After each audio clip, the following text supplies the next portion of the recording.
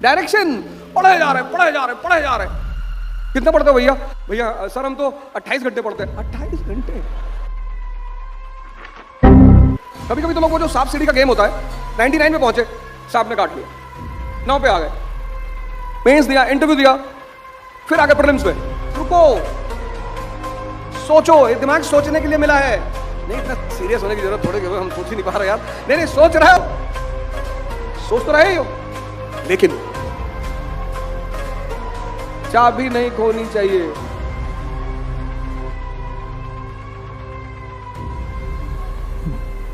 जय हिंद फ्रेंड्स।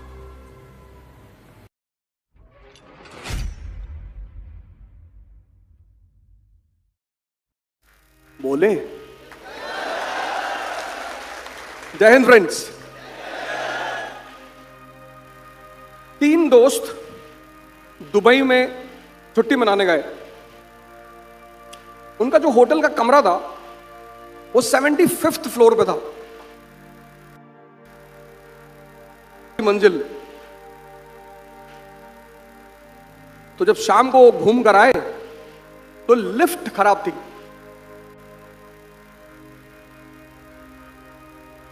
तो तीनों ने डिसाइड किया कि यार 2 घंटे लगेंगे लिफ्ट बनने में, तो हम सीढ़ियों से चलेंगे। तो बोले यार 75 मंजिल, हाँ बोले कोशिश करेंगे। तो एक ने क्या किया, चुटकुला सुनाना शुरू किया। अब चुटकुला आदमी सुनेगा तो हंसेगा, हंसेगा तो एनर्जी पैदा होगी। चुटकुला सुनते सुनते वो 25 मंजिल तक पहुंच गए। चुटकुला सुनते सुनते, यानी जितना भी सर है, लंबा सफर है। एकेडमिक एग्जाम और सिविल सर्विस के एग्जाम में जो सबसे बड़ा अंतर है वो ये है कि जब एकेडमिक एग्जाम की शेड्यूल आता है तो हम सबसे पहले क्या देखते हैं कि लास्ट पेपर कब है ना। एकेडमिक एग्जाम का जब शेड्यूल आता है, एग्जाम लिस्ट आती है, तो हम सबसे पहले ये देखते हैं यार लास्ट पेपर कब है, लास्ट। तो पता चला कि लास्ट पेपर है 5 जुलाई। तो मन तुरंत एक बात कहता है कि 5 जुलाई के बाद मजा आएगा।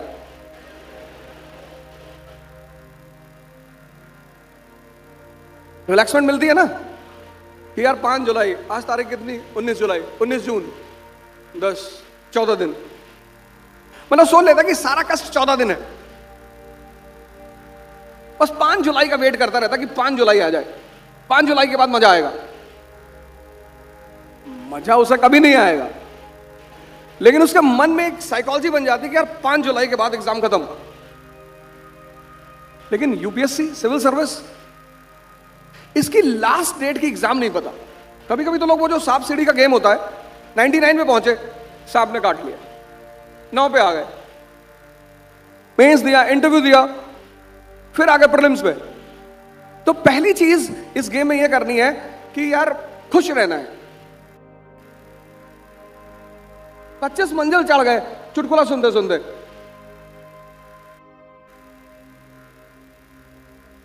तो काम यह करना है कि खुश रहना है। तो खुश कैसे रहना है? अवध ओझा की वीडियो बना के उसको सुनना है।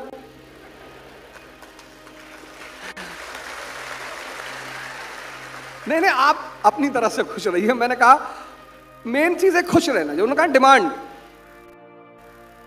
सलमान साहब ने कहा डिमांड बता करी। फिर अगले 25 मंजिल तक दूसरा दोस्त कहानियां सुनाता रहा। 50 मंजिल चले गए। कहानियां किसकी? अंबेडकर की, गांधी की। ये आपको सुनानी है आपस में। आप एक दूसरे को मोटिवेट करने के बजाय आप एक दूसरे को डराते हो।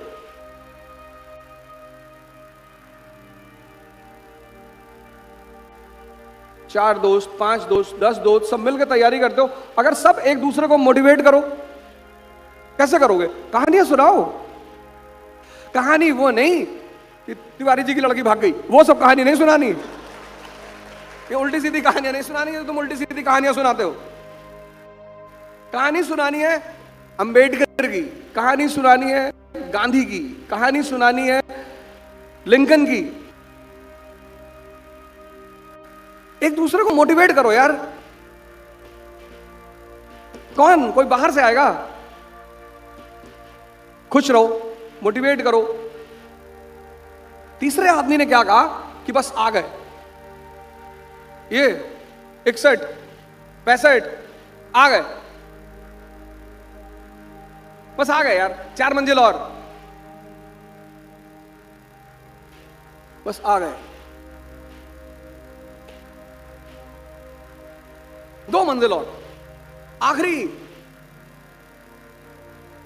जब हमें किसी को अपने साथ लंबी दूरी वॉक करानी होती है तो हम ऐसा ही तो करते हैं कि कितने दूर चलना है, अरे वो सामने खंबे को बगल में जाना, अगला पहुंच गया सामने खंबे तक, हमने उसे बाद में उलझा रखा, 2-4 खंबे क्रॉस होते चले गए, फिर उसे याद आया कि तुम तो कह रहे थे पीछे वाले खंबे के पीछे आगे।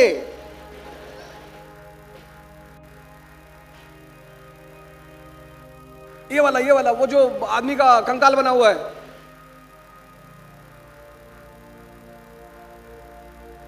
हंसते रहो, एक दूसरे को मोटिवेट करते रहो, और बस आ गया।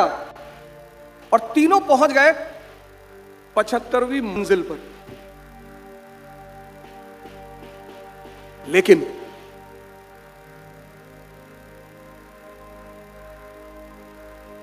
तीनों पहुंच गए 75वीं मंजिल पर, तीनों पहुंच गए,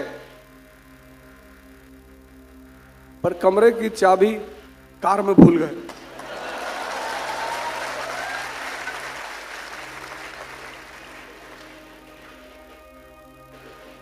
यही तो तुम्हारा हाल है, तुम कमरे की चाबी कार में रख के चले आते हो, मेहनत बहुत करते, लड़ते बहुत हो। मैं तो पूरे भारत में सेमिनार करता हूं, मैंने यूपी, कानपुर, इलाहाबाद, लखनऊ, यहां के लड़कों जितना मेहनत करने वाले लड़के नहीं देखे।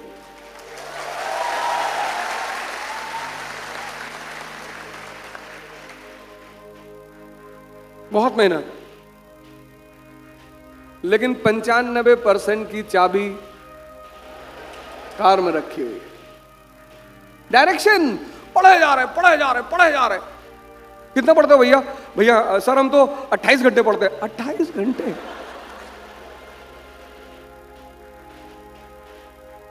पढ़े जा रहे। सर हमको आईएएस बनना है। हाँ तेरे मत्थे पे लिख दूं आईएएस, जा। अरे बनना है, बिल्कुल अच्छी बात है, बनना है, पर चाबी अपने पास रखनी है। चाबी क्या है? Conceptual clarity. Conceptual clarity.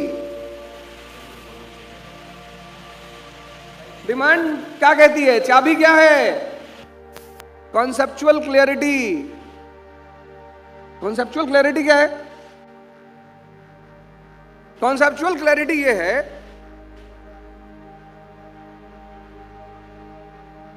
कि जो भी तुम पढ़ते हो वो तुम समझा सकते हो, बता सकते हो, पढ़ा सकते हो,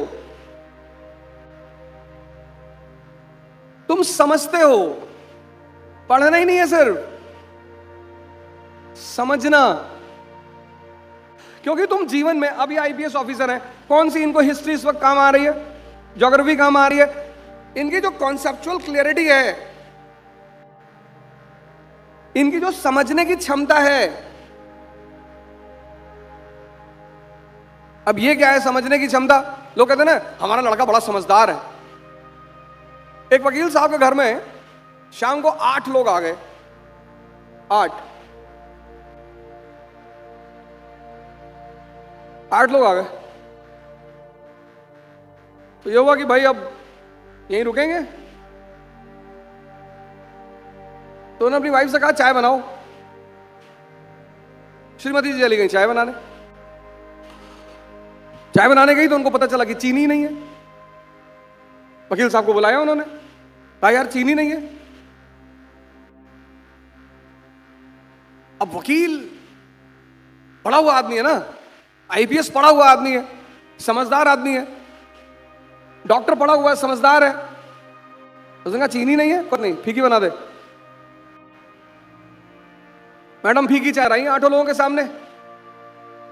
उसने कहा इसमें से जिसकी चाय फीकी निकलेगी, हम सब कल का डिनर उसके घर करेंगे।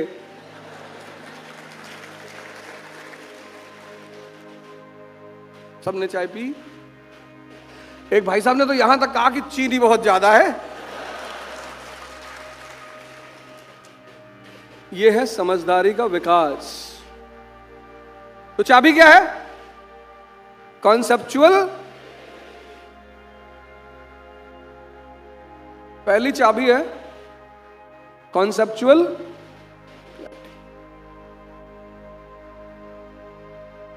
ये सब लिख लो, वीडियो तो बाद में मिल जाएगी तुमको। चाबी नहीं खोनी चाहिए। वो 75 मंजिल पे पहुंच के चाबी नहीं लाए। चाबी नहीं खोनी चाहिए। और पहली चाबी है कॉन्सेप्चुअल क्लैरिटी। दूसरी कॉमन सेंस।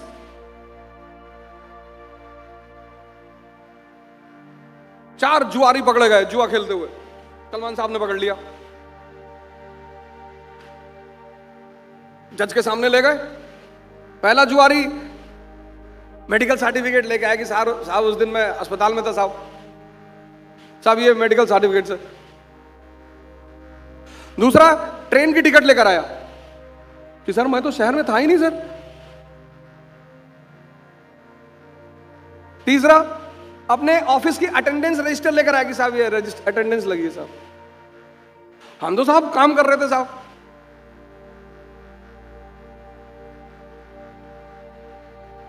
और अदालत को क्या चाहिए? सबूत। तीन ने सबूत दे दिए। पहले ने मेडिकल सर्टिफिकेट दे दिया, दूसरे ने ट्रेन का टिकट दे दिया, तीसरे ने अपने ऑफिस का अटेंडेंस रजिस्टर दे दिया। जज ने चौथे की तरफ देखा, उसने कहा माई बाप अकेले कौन जुआ खेलता है?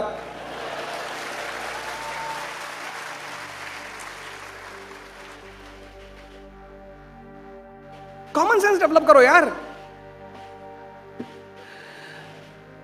परेशान हो तुम इतना, तुमने अपने इस चीज को कूड़ेदान बना रखा। कूड़ेदान सुन के आजकल तो एक नई यूनिवर्सिटी आ गई ना, व्हाट्सएप यूनिवर्सिटी।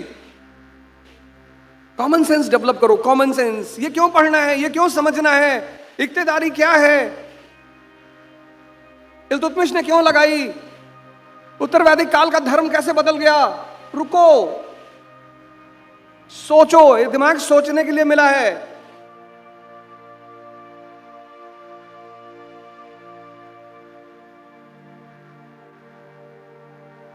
नहीं, इतना सीरियस होने की जरूरत थोड़ी है, हम सोच ही नहीं पा रहे यार। नहीं नहीं, सोच रहे हो, सोच तो रहे ही हो।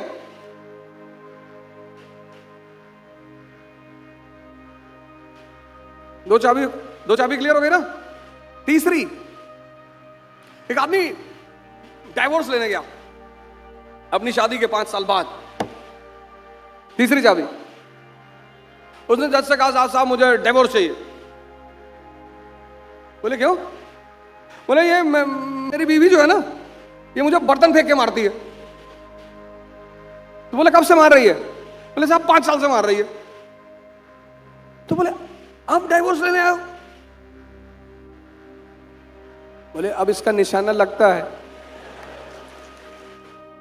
तो तीसरी चाबी क्या है? Practice.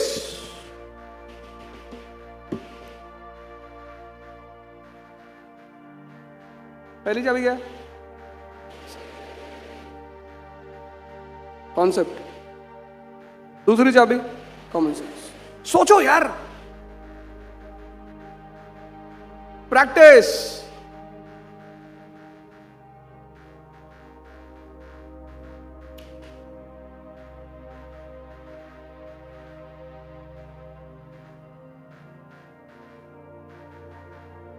Concept, common sense, practice. अब सबसे अंतिम चाबी, चौथी। 3 चाबी क्लियर। चौथी चाबी जो है, फोर्थ, क्या? तुम छोटे थे, स्कूल जाते थे, होमवर्क करते थे ना, क्यों? डर की वजह से कि मैडम उठा के सो पटक देगी, उठा। और कितने भी बहाने बनाओ, कितने भी, मैडम वो दर्द हो रहा था मैडम, इससे कर लेते, मैडम इससे लिख नहीं पाते, मुंह से पकड़ के लिख देता आंसर। मैडम मैडम तो कुछ सुनती नहीं थी बचपन में। तो चौथी चाबी,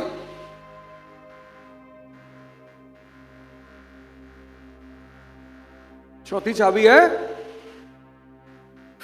दंड, पनिशमेंट। खुद को, अगर तुम्हें कोई दूसरा पनिशमेंट देता है तो तुम जिंदगी भर मजबूर रहोगे। खुद को जिंदगी में खुद को डिसिप्लिन करने का सबसे प्यारा तरीका है खुद को पनिशमेंट देना। एक 80 साल के बुढ़ा बुढ़िया, हेल्दी, स्वस्थ, जॉगिंग करते हुए, एक नौजवान उनको डेली देखता था कि ये 80 साल के बुढ़ा बुढ़िया ये डेली 10 किलोमीटर दौड़ते हैं। एक दिन उससे बर्दाश्त नहीं हुआ, उसने जाके पूछा कि दादा इतने हेल्दी हो 80 साल में दोनों, कैसे? बोले बेटा जब हमारी शादी हुई तो हमने डिसाइड किया कि जब भी झगड़ा होगा और जिसकी भी गलती होगी वो 5 किलोमीटर वॉक करेगा। बोले ज्यादातर गलती मेरी ही होती थी तो मैं 5 किलोमीटर वॉक करने चला जाता था। अच्छा बोले आप तो चले जाते थे, ये दादी बोले ये देखने आती थी कि मैं जाता हूं कि नहीं।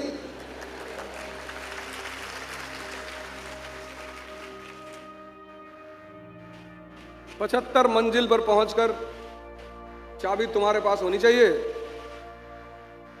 नहीं, कौन सी चाबी? Conceptual clarity, common sense, practice और